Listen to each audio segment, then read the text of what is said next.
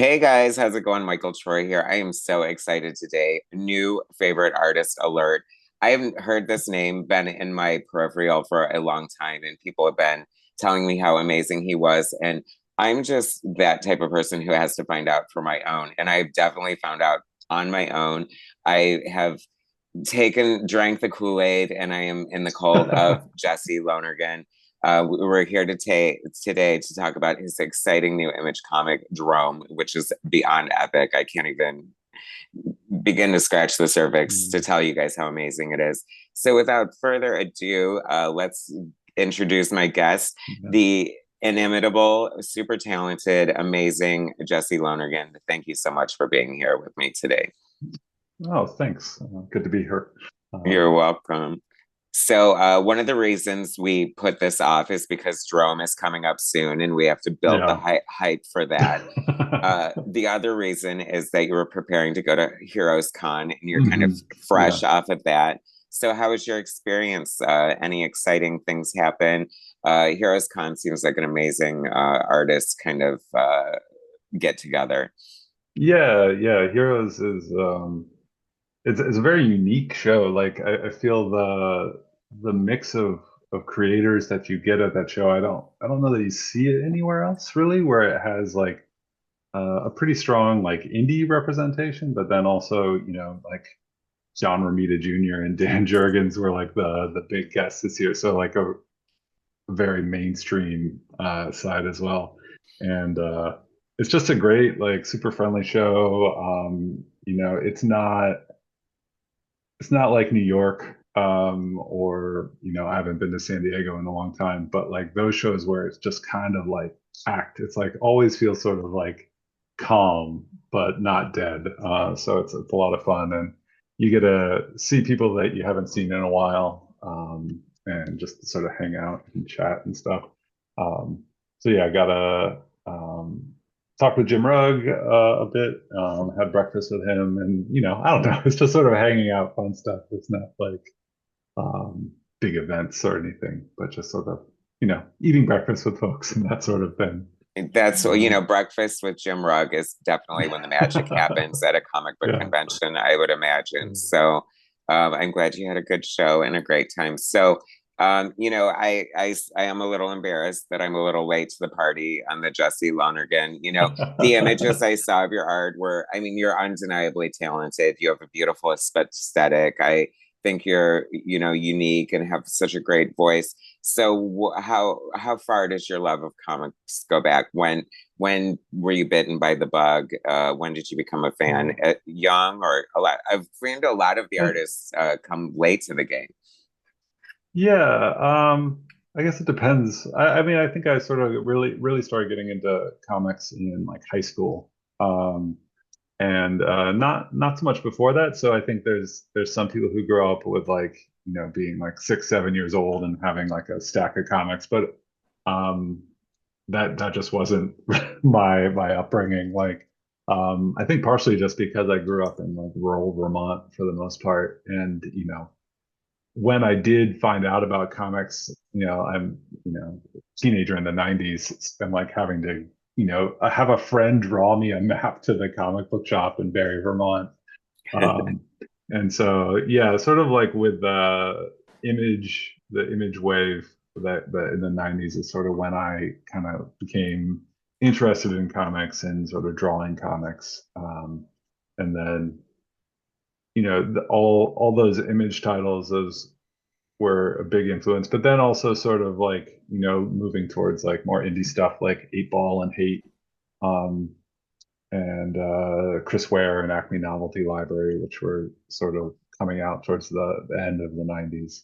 Um, and then, yeah, that's sort of where the love began. And I don't know, it's just always been there.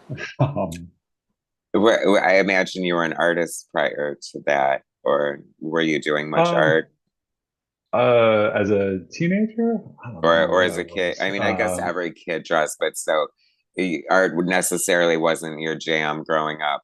You weren't It like was. I do feel like every kid sort of drew and then they sort of stopped. And I guess I didn't I feel like I feel like I was close to being one of those people who stopped, and then sort of with like the discovery of comics in high school, sort of started up again. I feel like I had sort of this like I don't know. The comics having not really been exposed to comics, I still had like an idea of what comics looked like, which was sort of probably like the John Buscema, like, like how to draw comics the Marvel way, sort of way that comics looked, which is great, but like I felt like even though I hadn't read comics, maybe I was like, oh, I understand comics. I know what they are. They're these things that look like this. And then, you see Todd McFarlane and you see Rob Liefeld and Jim Lee and what they're doing. It's like, oh, I don't know what comics are. Like, like it was like a kind of this like revelation of like what you could do within the medium. And then finding, people like Chris Ware or discovering Mobius or something. It's like, oh, there's even more and more and more you can do. Um, and so that's sort of when I got into the nuts and bolts of it and the process and figuring it out.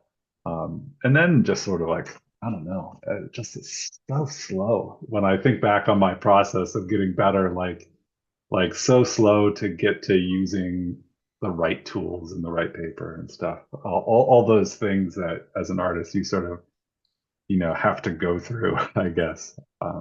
But Yeah, I'm sure everyone learns it differently in their own way. yeah, And I'm a strong believer, and obviously you're proof of that. There's really no wrong way to learn how to be an artist. I mean, you could yeah. probably think of some, but I mean, I mean, in No, general, like whether you're self-taught, whether you're learning from, mhm. I do have to say though, just listening to you talk, and it is a revelation as I've interviewed a lot of artists, a lot of artists with a very unique individual style seem to have not grown up on comics, you know what I mean? Or like learned to draw from Right, yeah. comics. And I had often heard as an aspiring artist, and don't learn to draw from comics, learn to draw from life, learn to draw from Right. art, learn to draw, go to the museum and all that stuff. So it's interesting you had a rural beginning because I see a lot of like nature and animals in your art. So obviously Yeah. your upbringing that must be in your DNA as an artist. Yeah, yeah, I guess so. Yeah, it's sort of like what's familiar, what's sort of in your head. And so drawing trees is very easy for me. And that sort of thing. I guess I just sort of feel like, yeah, there's no wrong way to do it.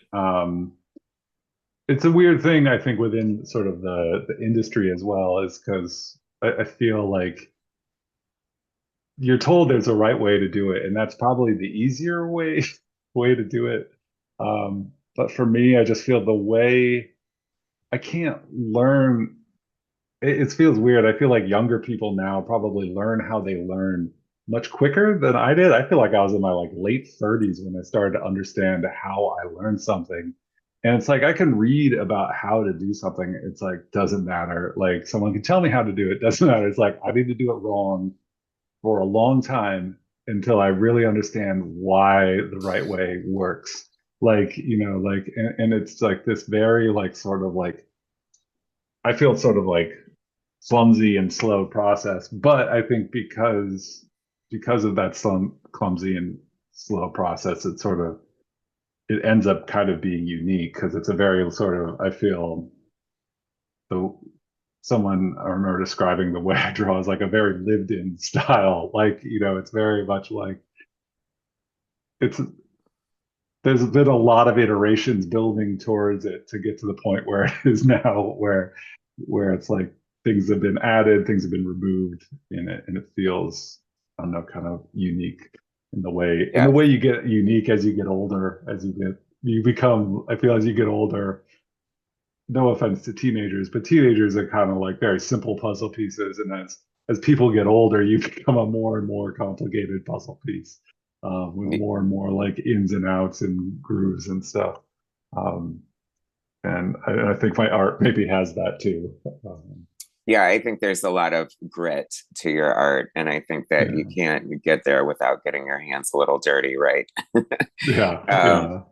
but so what? So you're like blown away by the rightfully so, by the way, by the art of like Todd McFarlane and Rob Hmm. Liefeld, and you see, wow, this is not your grandfather's John Buscema's Marvel Comics way. And Yeah. so, did that like make you want to draw like image type comic books, or just make you want to draw in general comic books, or how do you feel? Um, I think it just made me want to draw in general. I feel the I guess when I think of like the Image comics, like pretty quickly narratively, I didn't have much interest in Spawn. Like, like I remained visually very interested and I wanted to see it. And I think I stuck around maybe for 50, 60 issues or so. And so I was visually interested in it, but narratively, they didn't really speak to me that much. And I don't, the just the types of stories, personally, just anything with like heaven and hell as a backdrop, I'm like, I don't care. But and so like and Wildcats or Youngblood, like narratively, I don't think people really look at them as like touchstones of narrative.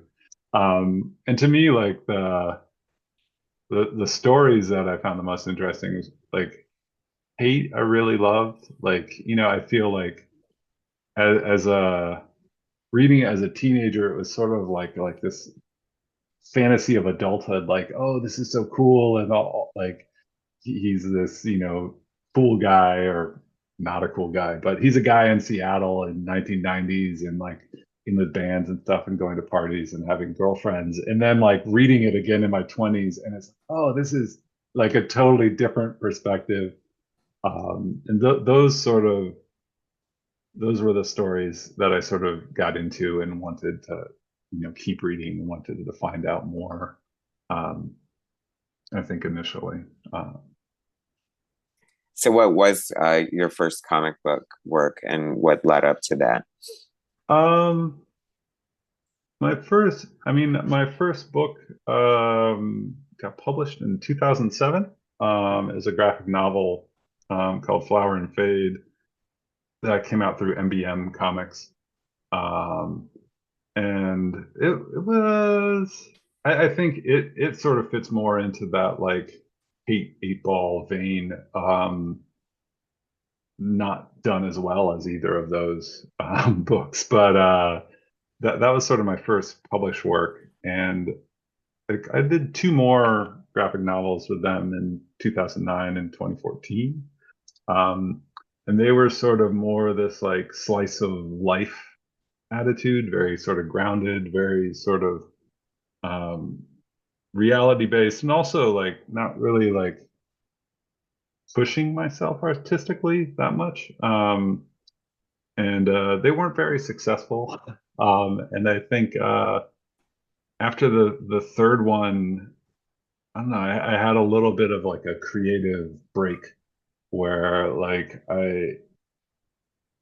maybe it was a breakthrough, maybe it was a breakdown, I don't know, but it was definitely like a break where like I felt like I'd been having this sort of internal editor in my head of like what you can do and what you can't do.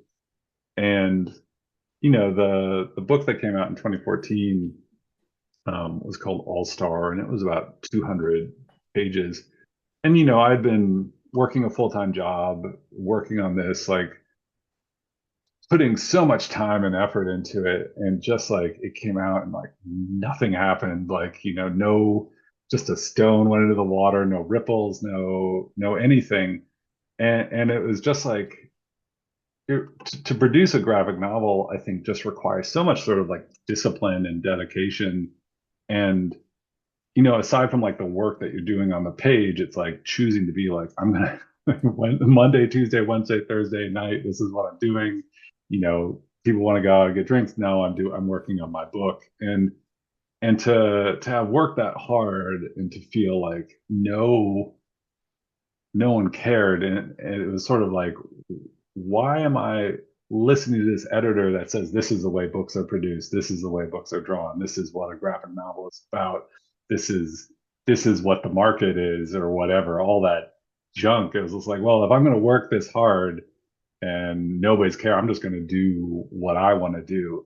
Um, and so that's like the sort of mental place that like Hedra came out of, um, which kind of me just being like, I'm going to get really weird into layout and design, and kind of obsessive about the structures of the pages and how the composition can affect the narrative and stuff. Um, and I guess like in hindsight, it makes sense that like doing my own thing and being like unfettered sort of in a way resulted in like a positive thing of like, oh, Hedra, it sold very well for me when I self-published it, and then Image picked it up and it got nominated for an Eisner. And then since then, basically I've had, a professional career.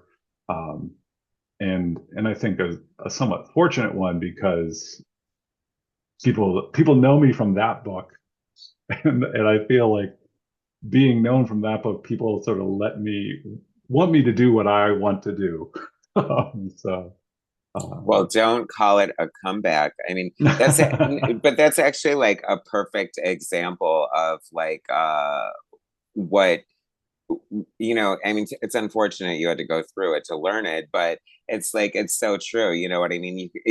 The more time you spend thinking about audience reaction when you're creating mhm. something, the more soulless it's going to be. You know what I mean? You're going to take Right. everything out of it. Sorry, my dog has to bark once for every interview. So hopefully that's Yeah. his uh, his take. Anyway, We might get my neighbor chiming in. yeah, She has a dog that will bark for hours. the joy of Um, Zoom. yeah.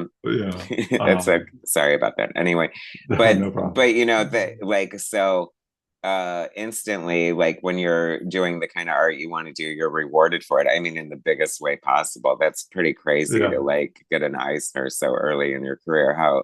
How did that affect you at all? I mean, first of all, it must have been very validating compared to what you went through for your first project. So, Yeah, yeah. I mean, it sort of, yeah, it definitely feels, like, okay, what you're doing, is worthwhile. And, I think it put me also on, just having the book come out with Image just sort of, I think, put me on people's radar, and it just made more things possible where, I was, able to get jobs working in comics where I was just being paid to make comics.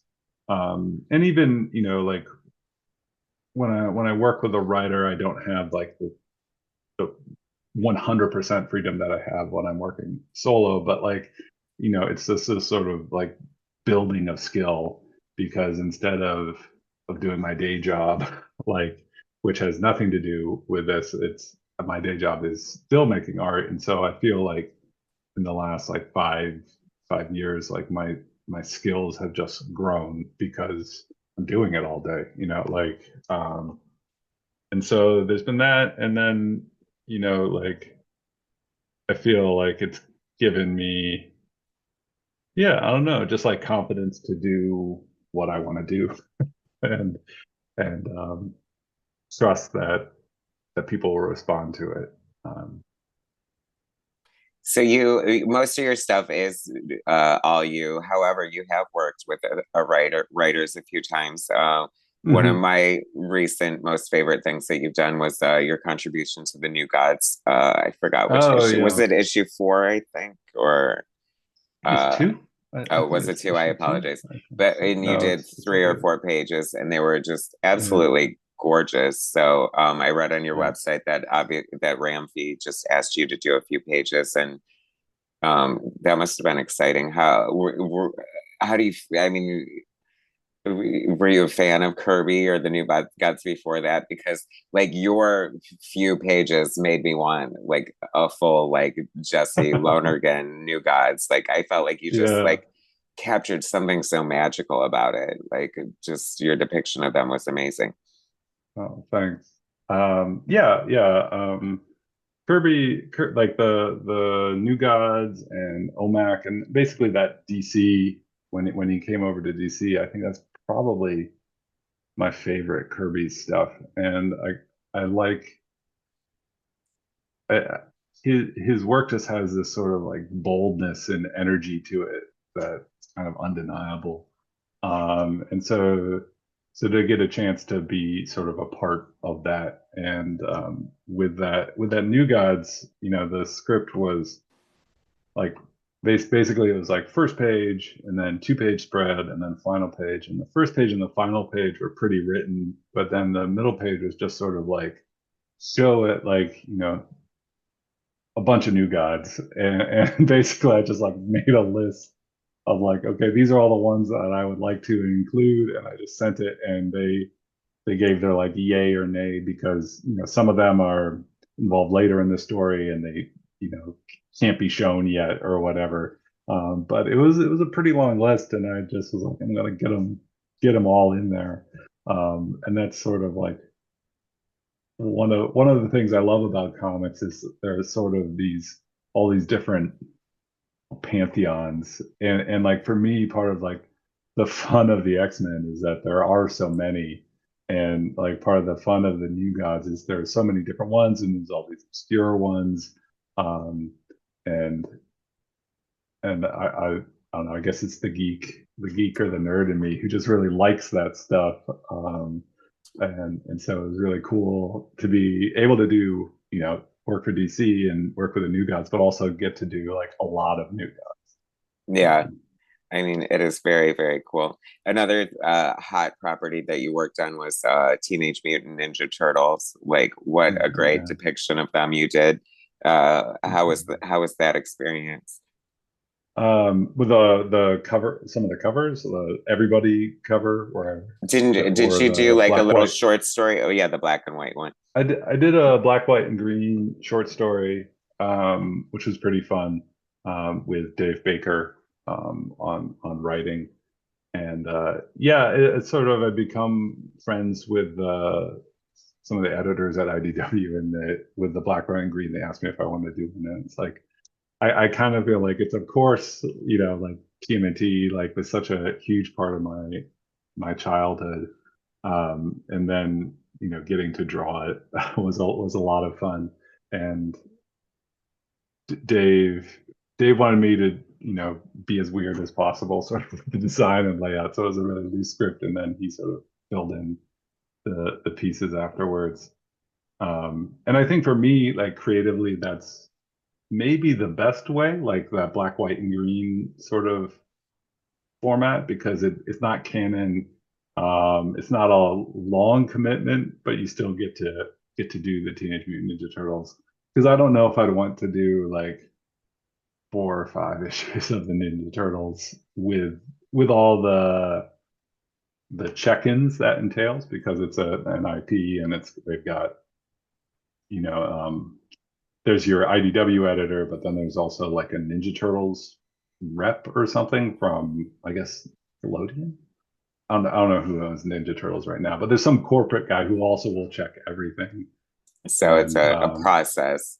yeah, it can be a process. Like I did, with the Ninja Turtles for their 150th issue, I did a cover, a wraparound cover that I just tried to put as many Ninja Turtles characters in as possible. But that involved like a lot of back and forth of me like writing a list, sending it to them, getting approval, or like, oh, we can't do this one. You have to do this one. Why do you want to do this one? I was like, like there are bigger characters you could incorporate, and then with it, like also after I've drawn it, it's like, oh, this character is a vegan, and you have them eating what looks like pepperoni. So, like all these little back and forths, which Don't they have they never heard of vegan pepperoni? that's what I said. I was like, why do they not have a problem with the cheese, on the pizza? Like, like why is it just pepperoni? Um, but yeah, so like I feel it's what's funny though is like, there's all that detail stuff, but then also fans pick it up. Like, I posted it and someone was like, "Oh, that looks like a pepperoni pizza. It's vegan." And then later, like I did the edit and I changed it to like a radish, and people picked up that this one slice of pizza, there's like 60, 75 characters on the cover or something, and people picked up that the one slice of pizza had been switched for a radish. So it makes sense that it's there, but I don't know. It could be a lot I'm for like, pushing. that is another valuable lesson right there. Like, if you're ever in doubt about something like that, just take care of it. Because Yeah, just if yeah. there's a question about it, it's going to be the first thing that blows up and people notice and like will Yeah. stay with you for the rest of your life. So yeah, just if you can help it, don't do something like that.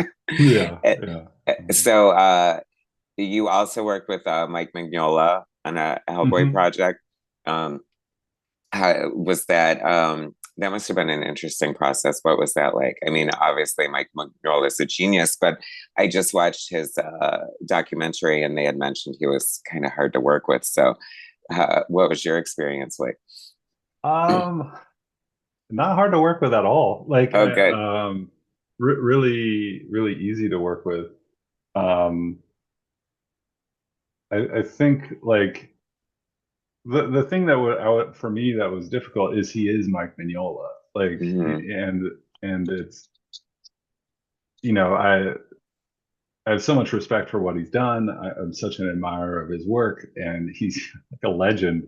Like, and so it's hard to sort of talk to that, but like um, but otherwise he's been really easy. He's been really easy to work with. Um, we're working on a follow up to that series, and it really just sort of like kind of wants me just to draw the comic as I see fit. So like you know, leaving at times like the script will be pretty tight when he's like, this is what has to happen on this page, but other times it's pretty loose. So I have found him pretty easy to work with.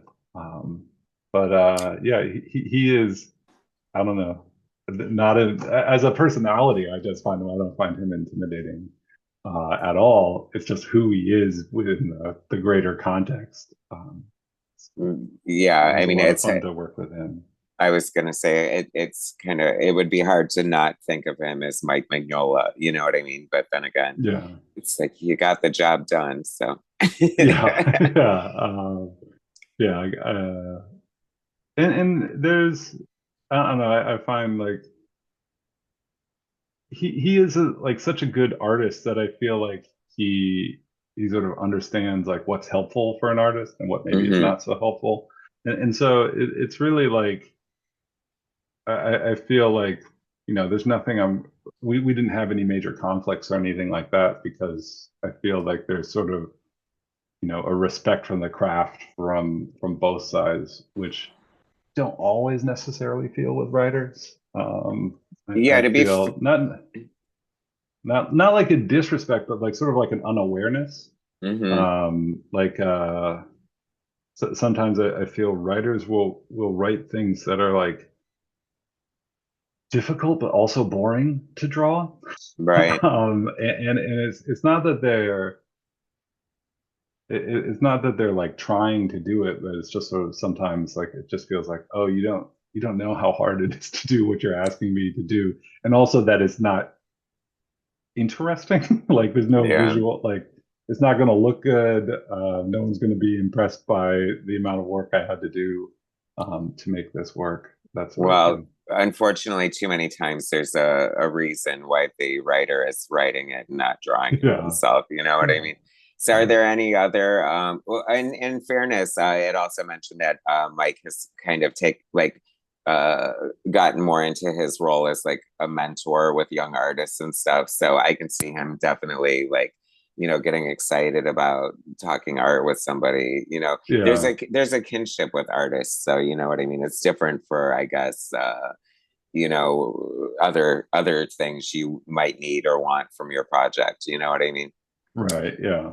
Are there so these projects seem to kind of come to you? Are there any like dream projects, like characters that you would like to work on that you know, you have Um, that are on your bucket list no, or I don't think I have like a full-on bucket list.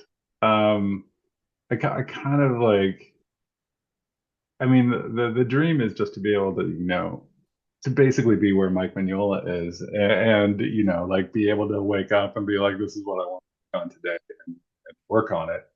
Um, and right now, that's not the situation, just because of I had four movies made out of my comics. Like there's that's sort of my dream, and like it would be cool to draw a Batman, but it's not like a big deal for me. And I think to some extent, like I'm not. I think some people really identify with characters, but I more identify with like the prod, like the thing, like Star Wars as a movie. Like I don't care what they do with later movies and all this stuff. It doesn't matter to me. What I like is the movie. Like I like hmm this movie, and it's like, well, what are they doing to Luke? It's like I don't care about Luke like outside of this movie. I just like this one movie or these three movies, and it's to me like I don't feel like I have that attachment. So I'm not like, oh, I gotta to get on Batman because I have a great idea for Batman. I'm like, oh, I really like Batman 89 and I like that Kelly Jones run in the 90s. Um, but there are characters that I think it would be that I would probably have a hard time saying no to would be like RoboCop. Like if I could do a RoboCop, that would be a lot of fun. OMAC would be one. your General. OMAC would be so good. Oh my God. Why is DC sitting on OMAC anyway? Can no one do him right? Like he's so cool. He's so cool, and the Kirby one is so cool. And Yeah, then I know. I see this blue one with this weird stuff, and I'm like, what is this? No, do the. Have you I guess ever it's just that 1970s like sort of pulpy sci-fi stuff, like those movies and stuff. Are just like I love that stuff. I just watched Zardoz the other day, and like that sort of weirdness and the strangeness that they get at in those movies, and I feel like OMAC is sort of like a encapsulation of that. weird Um, for sure? yeah, or even like the original Deathlock. hmm The I think it was in Amazing Fantasy. It wasn't its own title, but it's like separated from the rest of the Marvel world. It's in like the distant future of 1997 or something like, and it's so much fun. I think because of that, and Deathlock's still fun, but then they like we're gonna bring them into the Marvel universe. I'm like, no, okay, that's not as much fun as post-apocalyptic New York to me. Did you Um, happen to read the John Byrne OMAC series? I didn't read that one. Oh, you should definitely check it out. It's Is black is and it is it? it's artistically amazing. He considers it one of his like favorite projects that he wants to be remembered for. It started out as a Shazam pitch, but somebody else was doing Captain Marvel at the time, so he reworked it into OMAC. It's in Uh, black and white, and it's done in duo shade oh, inking. that's cool. So it's totally like definitely you should put it on your list for sure. Is it easily findable, or is it Yeah, only in yeah, back issues? well, back issues, but like I Yeah, know they definitely should do like a new collection of it or something. Like, but I mean, you can find it fairly cheap on eBay, yeah. um, but or whatever. But or if you see it in the wild, definitely check it out. Yeah, Um, my it's hard to find stuff. People talk about the wild, I and know like where I'm is this that's hard to wild? It's find. I'm like like, where are these amazing dollar bins? Because the dollar bins around me, it's like, I know apparent.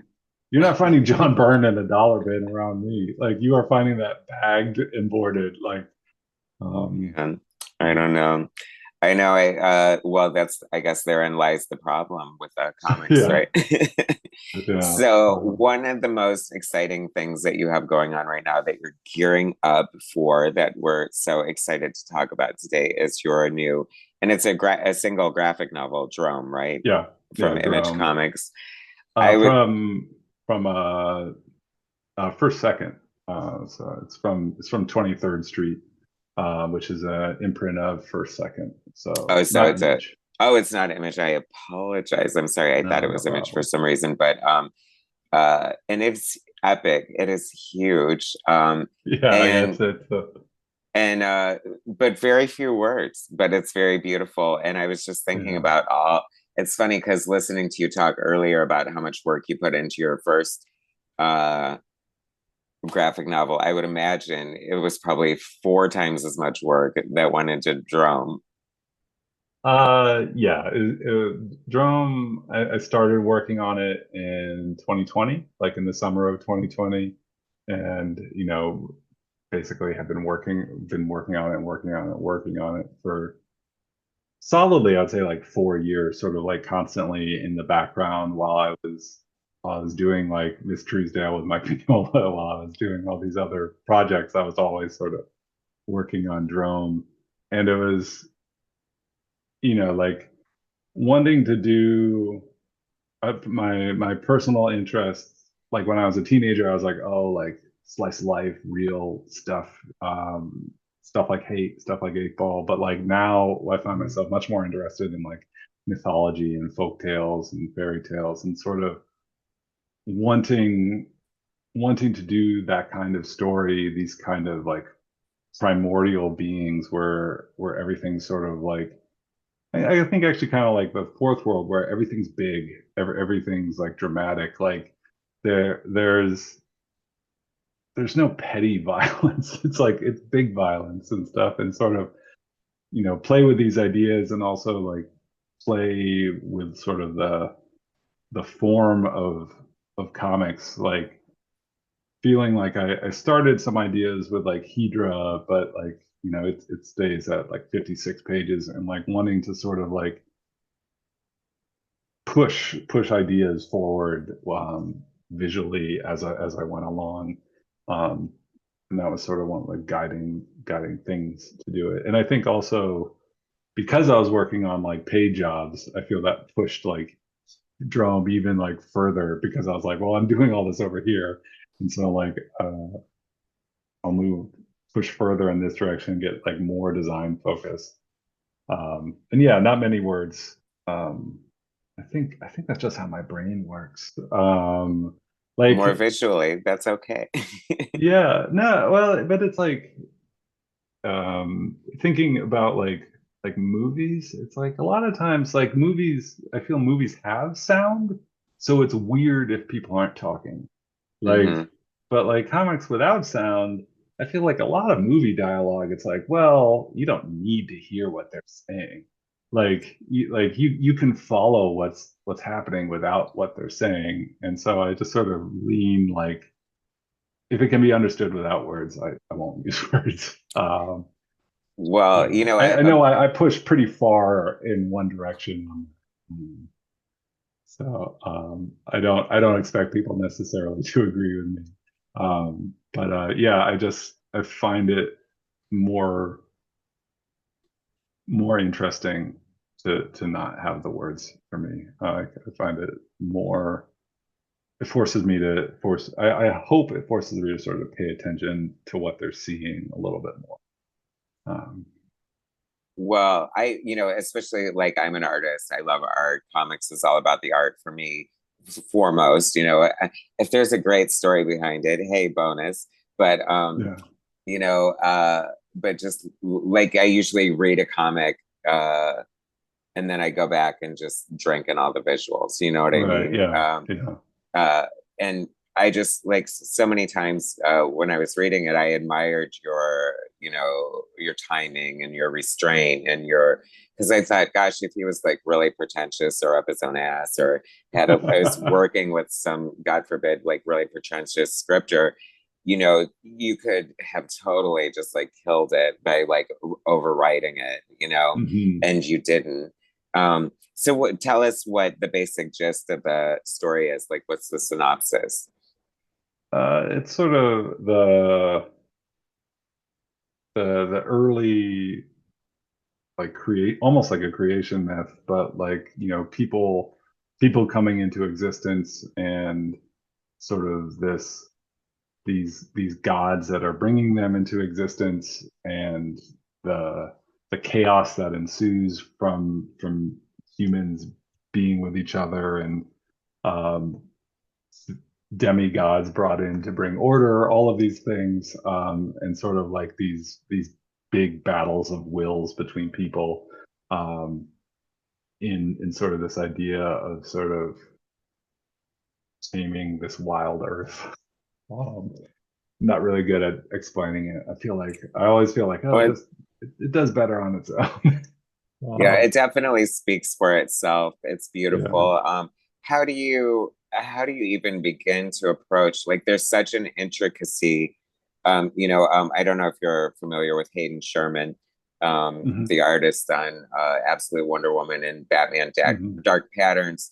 One of the things I appreciate him about his art that I see you doing in your art, and something I strive for in comic book art, because I think comic is such a unique medium. I hate when Hmm. people try to make it cinematic. I hate when people try to make it something it's not.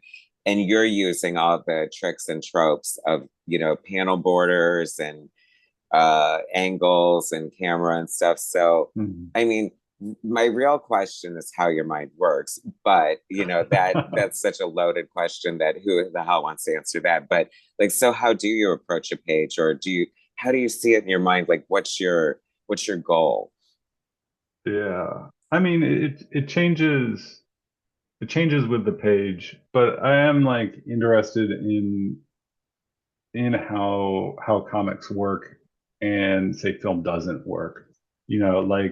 Like I find the juxtaposition of ideas that you can do on a page with the relationships the panels have to each other is sort of something very like unique to comics, and sort of how you can use the panels and you can use the gutters to sort of convey ideas even before there's a drawing there, like that you can use like um the page design to show chaos, or you can use the design to show like tranquility without having necessarily a drawing in it yet. And so I spend a lot of time um sort of obsessing about the layout, I guess, and I sort of stick with the grid. Um, but I feel like when I say grid, people think, oh, like Watchmen is a 9 panel grid. But to me, the way Watchmen uses a grid is not fair. Watchmen's a great comic, but it's not particularly visually interesting the Mm-hmm. way the grid is used, because it's really, I feel, just sort of like treating the art sort of like text. Like Mm-hmm. each image is the same size. Like it's very bound. It's very constrained, except for a few moments. Um, but so when I talk about a grid, it's like much denser, and it's not like the grid that I use within Drome is like 35 panels, but I don't know if there's ever a page that has 35 panels on it. It's sort of like, how can you work work within this puzzle to sort of put these ideas together, um, and use like basically sort of like build up like this sort of language of comics as it goes along. And so where I might create some rule for how the panels work together early on, and then I can build on that as it goes along. Um, but I think like my mind goes in that direction. I was on a panel at HeroesCon talking about page composition with Trad Moore, um, Kayla E, and MichaelFitzTroytv, and and Brad and Michelle said they like don't really they'll do like one thumbnail, and it's like, oh, I generally like, this comic I'm working on, there's a sequence, and it's like, well, I drew every like iteration I could think of how the panels could work within the sequence to choose like the one I thought would work the best. Like, and there's something about like what are those possibilities that like my brain sort of locks onto, and I don't know why. I can't really help it, you know. But like, yeah, I sort of am constantly thinking about like, what are the rules? How can the rules be used to create new ideas? I don't know if that explains how my brain works, but It um, better than I actually like deserve, I think. But I was well, it's reading like it. eating a pizza. Like there's rules for ordering a pizza in my mind. Anyone can order a pizza however they want, but like I feel there are rules, and it's like, and I make up these rules, and it's like maximum three toppings, preferably two. Like, you know, if it's more than three toppings, disgusting. Like only pork products. Like no chicken, no beef, no ground beef. Like that's inappropriate for pizza. And it's like I don't care if somebody orders something different, but in my mind, I You're have losing like it. thought of these rules and these iterations. It's like no broccoli, unacceptable. Like, you know, and I don't know why my brain works that way. So it does. I Um, know, thank God for basic math skills. I was reading the book and I figured out the grid and I was like 35 panels. I'm like, this man is insane. I'm like, why 35 panels? This is crazy. And then I'm reading it digitally too, which I feel, and yeah. tell me if I'm right or wrong, but I feel like it's kind of meant to be read as a hand, Oh, like it's a definitely physical meant to copy. be like a physical book because I think the digital also doesn't do spreads, right? And so Yeah, like because then I'm the looking at the spreads are spread and then I'm single like, pages. wait, is this I'm like, Yeah, is this part yeah, of a spread? Is this really 70 panels? Is he right. like more Yeah. nuts than I thought he was? There's like a section that's like, I don't know, a number of spreads in succession. It's crazy. And Yeah. it's like I don't know how it can be so open and dense at the same time, be so like lush without feeling claustrophobic. I think it helps that you have like this really aesthetically pleasing, like I don't want to say simple, but just like open kind of style, like with your characters, like their faces and stuff Yeah. like that. Um, Yeah. I'm and it pretty loose, pretty like I feel I feel like there's like a bit of like a pull and pull, push and pull between like I do get like uptight and anal about these panel designs and these layouts, but then the drawings are actually pretty like loose and like kind of pull the other direction where it's like, you know, very like I rule out everything for the layouts. I don't use a ruler at all once I start inking like it. And so, yeah, I hope it creates a balance that makes it's that I makes think my it's obsessiveness tolerable. no, it's Um, an amazing juxtaposition. Like obviously whatever you're doing it right. So thank you. when does Drone come out? It comes out August 19th. August Yeah, 19th. for Mark, a you second. It's an imprint. They're launching a new imprint called 23rd Street, which is sort of their more. I think I think when First Second started, it was sort of just like a general graphic novel sort of thing, but it's sort of skewed more and more YA, and so this is sort of like um, they're more adult, I guess, imprint. So they'll also be collecting Paul Pope's THB as well. I think that'll be coming out this year or early next year. I forget when. so you usually always color your own stuff artwork, right? Yeah, generally. How as important as layouts are to you, how because it feels like you use a lot of color to really tell your story too, as any good artist should. But Yeah. how much analness goes into your coloring? Um, coloring, I feel like yeah, a little bit, but I don't think too much. I feel with coloring, it's sort of the last skill I've sort of developed, and it's kind of the I feel like I don't have like with drawing, I feel like I can draw in different ways and different styles. With coloring, it's like I can do this one thing. Like the professional colorist can do anything, sort of like, you know, if you look at Dave Stewart, he can color the way he colors in Yola, but then he works on somebody else and it looks totally different. I I cannot do Yeah. that. Like Yeah, I can do like he's this is the something way I else. can do it. Yeah. And um and so I think about like how to use it, but I don't get as obsessive. It's coloring end up feels for me more like a chore. Hmm. I definitely enjoy the penciling and inking much more than the coloring. So what is next for Jesse Lonergan? What are you working on right now? Um, I've got a Godzilla versus Boston story. They've been doing the Godzilla versus America. And actually Hayden Sherman did another story in the Godzilla versus Boston. I don't know if that's of any interest to anyone outside of Boston. Uh, Do people in the heartland want to read about Boston being destroyed by Godzilla? Godzilla, Jesse Lonergan. I think nobody heard anything else, so yeah, I so think they're interested. But yeah, why? yeah. Of course, Um, why not B Town? Why not? Yeah, yeah. I mean, I lived there for a long time, and I grew up in New England, so it was like, you know, the big city, which is kind of funny to think about now because Would it's not that big a city. would you have rather have done Godzilla versus Vermont? Godzilla versus Vermont. I mean, that one I would maybe feel like a little more, but like Godzilla's not going to do anything to Vermont. There's 600,000 people in this entire state, so like, it's just going to be him stepping on trees.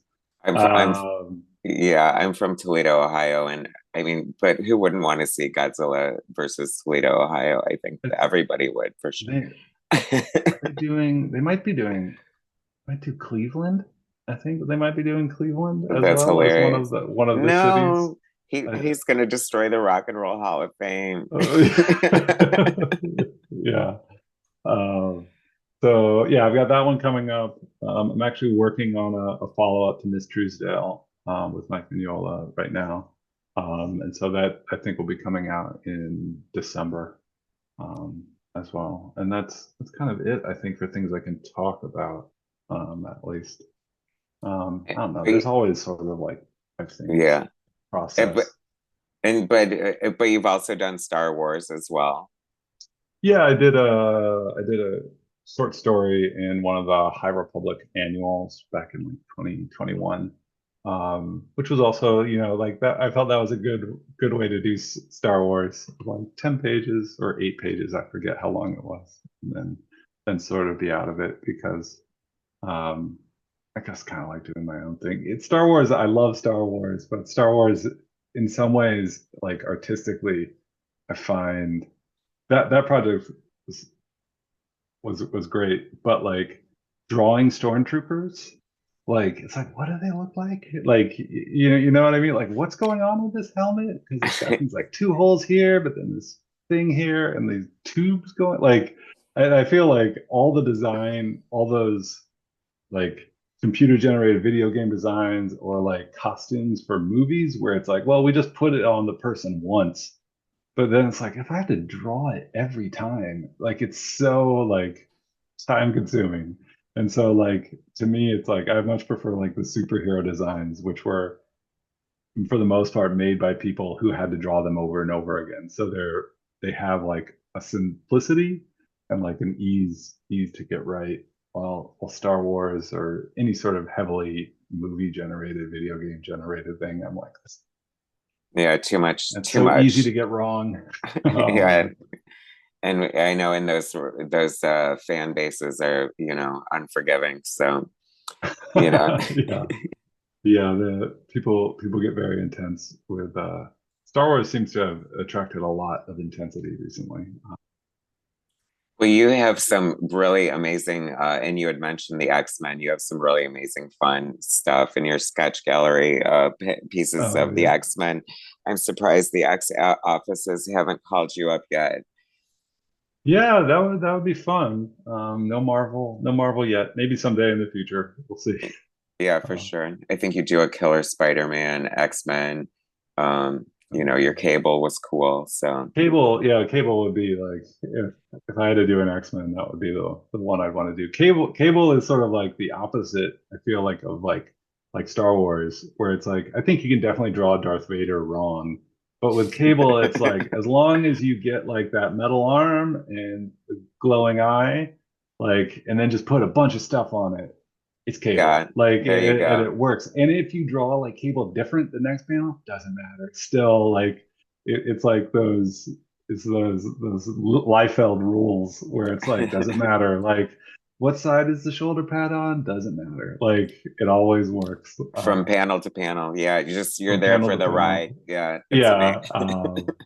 it's like who's paying attention? Like who cares? Who cares about feet? I don't care. Like, but like, um, Well, yeah. one of the last things I wanted to ask you about is because I had this crazy you draw like the cutest like animal like images that are just like so like unique and interesting. Like there's this panda inside of a panda costume Yeah, that I yeah, saw somewhere.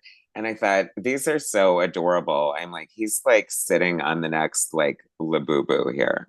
Like you could have the Lonergan. Like it could be like just yeah. little stuffed versions of like your cutesy animals are just like Yeah. to die for. Yeah, I am working on like a personal project that's sort of like incorporating that more like cute sort of style. That's like all about it's just total surrealness, but like in this very cute cartoony style. Well, Um, that is uh, definitely sounds like an amazing thing that we should all look forward to. yeah. So, Um, is is there anything else you want to talk about today before we wrap this up? um, No, that's pretty good. I mean, people like if you like the cute stuff, I'm putting up new stuff up on my Patreon sort of weekly.